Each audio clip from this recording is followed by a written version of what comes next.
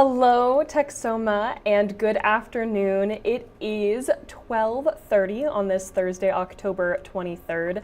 My name is Robin Key, and welcome to KXII 12 News Now. We're here to give you your midday news update, so let's jump into your Texoma headlines.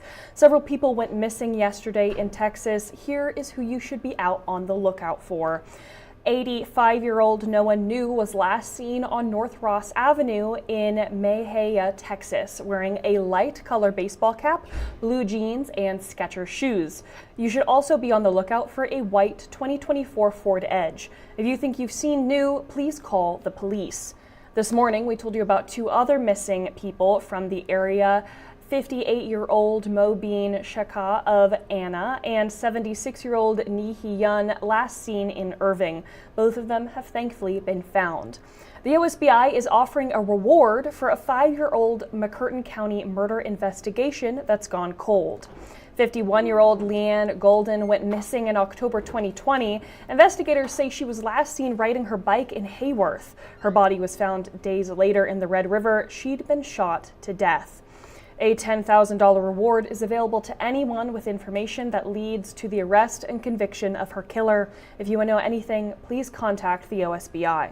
Elections are coming up in Texoma. Folks in the unincorporated parts of Grayson County have a new sales tax proposal on their ballot.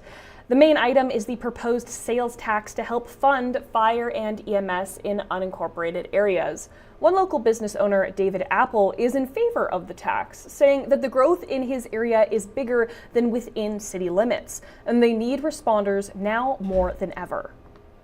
We see White Right ambulance and How ambulance come past our property here and past our business all the time. If they lose that funding, or we don't have the funding to continue those services, it's going to get really crowded out here, and it's going to get really underserved. Apple hopes he nor his neighbors will have to face the consequences of fewer first responders in the area.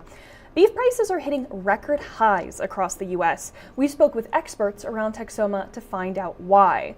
Now, according to them, we have the same cattle inventory that we had back in the 1950s. But in the past, we didn't see this effect take off because beef is often stocked up and stored in freezers. We started seeing high prices at the calf level. We weren't really seeing high prices at the retail level because we had to move through those insulation factors. Now we're low on inventory, and it's just almost a just-in-time inventory, and so it's almost a hand-to-mouth environment right now. Now, that was Dr. Evan Whitley, Executive Director of Agricultural and Natural Resources for the Choctaw Nation. He went on to say that the industry is starting to breed more cattle, but relief from high prices could take many months. Meantime, 5 weeks from Thanksgiving, turkey prices are soaring too. Wholesale prices are up about 40% from last year. The main reason for that? Bird flu has led to fewer turkeys. Last year, the cost for a full Thanksgiving meal was about $58 for 10 people, up nearly 20% from 2020, but there are still ways to save this Thanksgiving. Make your list early, shop. You can even shop now, right? Yeah. Your turkey you can freeze, your canned veggies you can put in there, your baking goods you can put in your, your cupboard if you've got room. I also find if you actually start looking for the coupons now, you can get stuff before the holiday rush and you're sort of just throwing everything in the cart at the last second. Now, some good news. Ingredients for side dishes like potatoes, butter, and canned corn have all stayed about the same price. Texans, listen up. 3 popular Coke products are being recalled due to potential metal contamination. The FDA is recalling some cans of Coca-Cola Zero Sugar, Coca-Cola, and Sprite cans as part of their Class 2 recall. They say they recalled products that could temporarily cause medically reversible adverse health consequences. The recalls covers over 4,000 cans of soda distributed in Texas. In education news, another one of Ryan Walters' policies is being dropped by the Oklahoma Education Department. Teachers moving to the Sooner State will not have to take the American First test put into place by the previous superintendent. The test, which included religion and gender topics, was a requirement for teachers relocating from California or New York. State Superintendent Lindell Fields says they will still have to pass a citizenship test. Texas officially announced the state takeover of Fort Worth schools, speaking of education. Now, this is according to the Dallas Morning News. This morning, Educator Commissioner Mike Morath announced the Texas Education Agency will remove Fort Worth's ISD's democratically elected school board and its superintendent. This is the largest state takeover in Texas history. According to Morath, the district has faced threats of takeovers for months after one of its campuses earned a failing rate for 5 consecutive years. Fort Worth ISD has about 67,500 students. A church in the Lone Star State has painted its steps with rainbow colors. Oak Lawn United Methodist Church in Dallas says the new look is, quote, not one of defiance, but of faith. The paint job comes in the aftermath of Governor Greg Abbott's order that called for the removal of decorative crosswalks on roadways. Cities through Texas have a month to comply or face the risk of losing future funding for transportation projects. The rainbow and rainbow colors have long been seen as a symbol of support for the LGBTQ+ community. So the bold statement of color that you see on our steps is a message to all who pass by, all who come up these steps and enter, to know that they are beloved children of God and that who they are cannot be erased. There are currently several rainbow intersections near Oak Lawn Methodist Church. City leaders in Dallas haven't said what they plan to do. Now, don't go away. We have more Texoma news when we get back with our Community Corner. Learn more about what's happening next door and across the Red River in just a minute. Don't exit out now.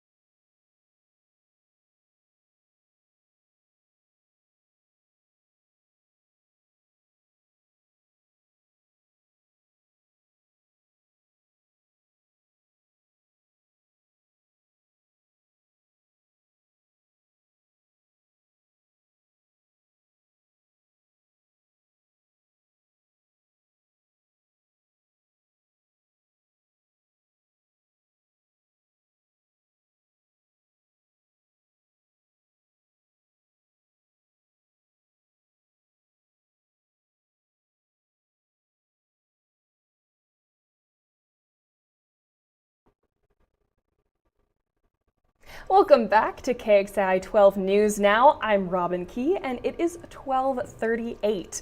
We're about to go over what is happening to you and your neighbors in our Community Corner.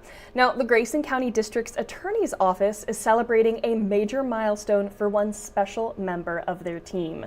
Dorothy Fleming turned 95 years old last Friday and has spent 31 of those years working for the district attorney's office, filing papers, answering calls, and helping victims in the county.